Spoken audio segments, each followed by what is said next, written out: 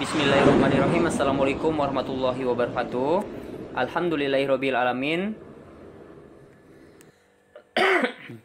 Alhamdulillahirabbil alamin. Insyaallah hari ini kita akan kembali belajar kimia. Nah, hari ini insyaallah kita akan mempelajari tentang hukum Hess. Hukum Hess berkaitan dengan reaksi-reaksi yang dapat dilangsungkan menurut dua cara atau lebih. Reaksinya dapat dilangsungkan menurut dua cara sebagai berikut. Cara pertama, reaksi yang berlangsung satu tahap. Dan cara kedua, reaksi yang berlangsung dua tahap atau lebih. Tapi di sini yang dicontohkan adalah reaksi yang berlangsung satu tahap dan reaksi yang berlangsung dua tahap. Menurut Henry Hess menemukan bahwa kalau reaksi dari kedua cara tersebut adalah sama. Cara pertama adalah cara yang reaksi berlangsung satu tahap, yaitu karbon bereaksi dengan gas oksigen membentuk karbon dioksida dengan perubahan entalpi sebesar minus 394 kJ.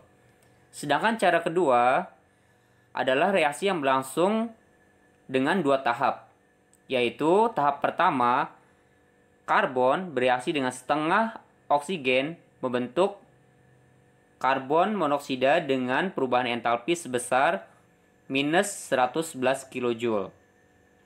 Sedangkan tahap kedua, karbon monoksida bereaksi dengan setengah oksigen membentuk karbon dioksida dengan perubahan entalpi sebesar minus 283 kJ.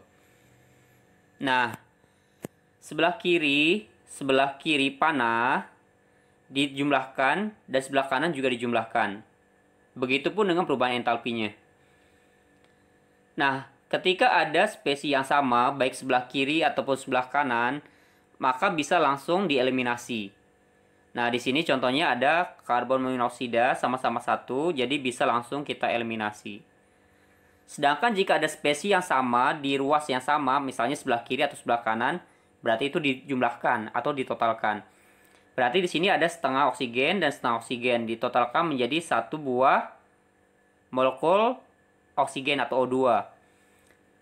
Selain itu ada juga karbon di sebelah kiri.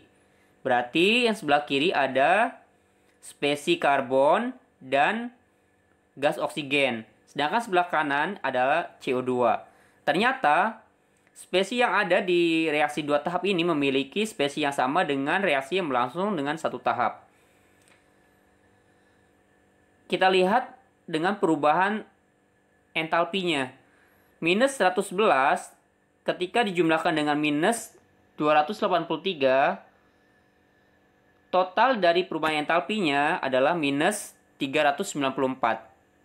Ternyata memiliki perubahan entalpi yang sama dengan reaksi yang berlangsung dengan satu tahap, yaitu sama-sama minus 394 kJ.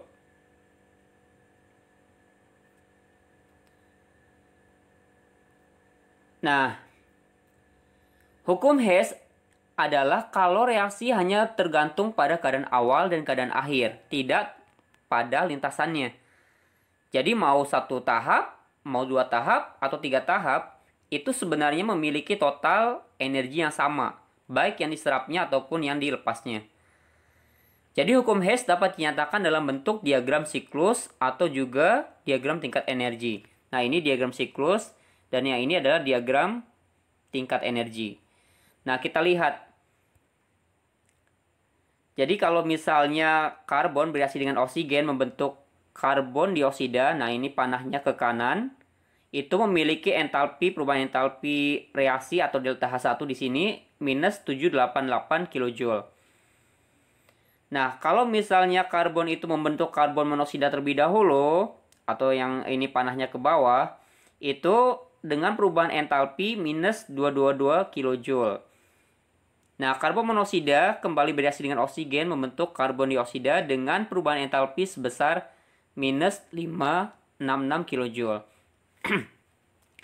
Nah, ketika kita menemukan soal yang berupa diagram siklus, kita lihat arah panahnya yang searah itu ditotalkan. Nah, ternyata minus 222 ditambah dengan minus 566 itu totalnya adalah minus 788.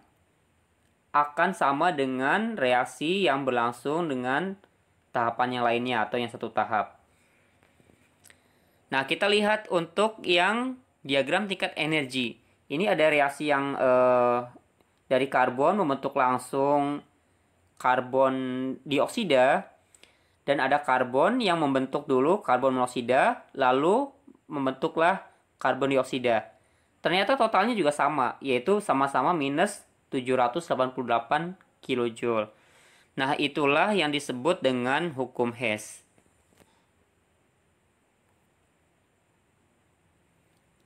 Nah, sekarang kita lihat nih contoh dari diagram siklus. Ada reaksi A membentuk B dengan perubahan entalpi 1 atau delta H1, B membentuk C delta H2. Nah, sekarang dari A itu hasil akhirnya adalah produknya C.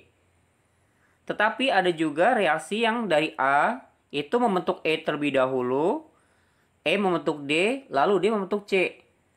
Nah, kalau ada diagram siklus, kita lihat fokusnya ke arah panahnya. Jadi yang A membentuk B dulu, habis itu B ke C. Nah, itu ditotalkan. Begitupun dengan A membentuk E membentuk D, dan D membentuk C. Itu ditotalkan. Jadi bagaimana hubungan matematisnya?